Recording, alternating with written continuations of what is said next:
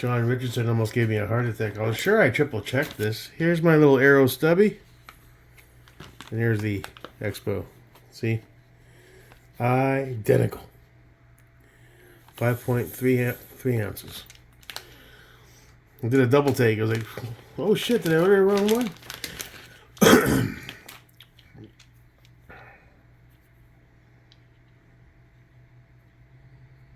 Yeah, same thing.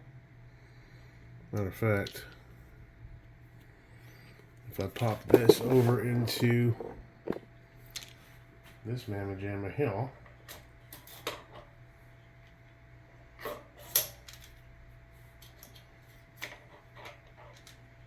yeah, I'm good. Woo! Scared me for a minute there.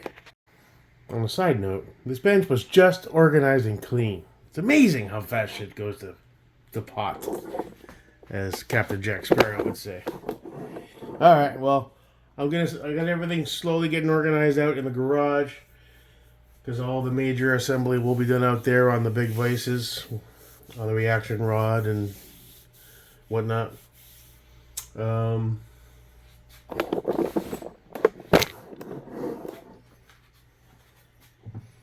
Let's see how much longer that is.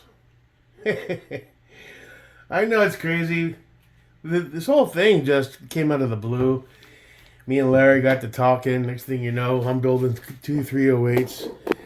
I posted that setup, but I only got a few tire kickers. And I was like, I'm not getting much interest, so fuck it. Let's just build it out. I thought about 6.5 Creedmoor for a second, but I just didn't want to add yet another caliber that I have to buy separate and possibly get fucking mixed up and shit. And I wasn't sure about the compatibility, and they're different. And I could have sworn BCGs were slightly different. Because if you look up BCGs, you'll find dedicated 308s, and then you'll find dedicated 6.5 Creedmoors. And then the confusing part is you'll see some that'll say 308/6.5 Creedmoor, and I'll read contradicting information in one forum or somewhere where a guy says you have to buy a separate. It just gets confusing. But yeah, Johnny, thanks for the heads up, though. I did get the Orange Spring. I thought I did my research effectively. It turns out I was right, thank God. I mean, I went over it several times. It does get confusing after a while when you're just starting to figure this stuff out in different calibers and whatnot. And, yeah, so we got the Orange Spring. The Expo is basically the Arrow Stubby. Same thing, only it has a blue bumper. Ain't the fanciest buffer in the world, but it should get the job done. To get started, let's see how they cycle. Let's see if I did this one right, the Ghost. Ever since I started almost 3 years ago, it's been trial and error and YouTube videos and making mistakes and then going back to correct those mistakes and yada, yada, yada. All right, so I'm going to slowly get all the parts brought out to the garage, get them all in an organized fashion. It's not in a big pile of chaos. We'll knock out the upper. We'll get the barrel. This fucker's loose as shit. My only real complaint, there's no tension when you put that rail on that barrel nut with this Arrow.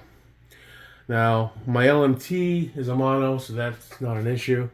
My Radian, my Hodge, and my BCM's super tight. Nice finish. The FCDs are somewhere in the middle. There's a bit of tension, not a lot, but there's some. The Arrow's super loose.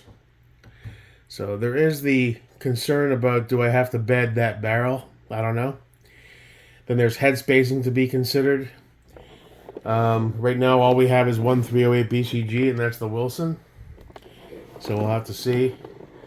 Obviously, I'm going to start looking around, but I might have to go to the range and swap out that BCG and into both. We'll see. I don't know yet.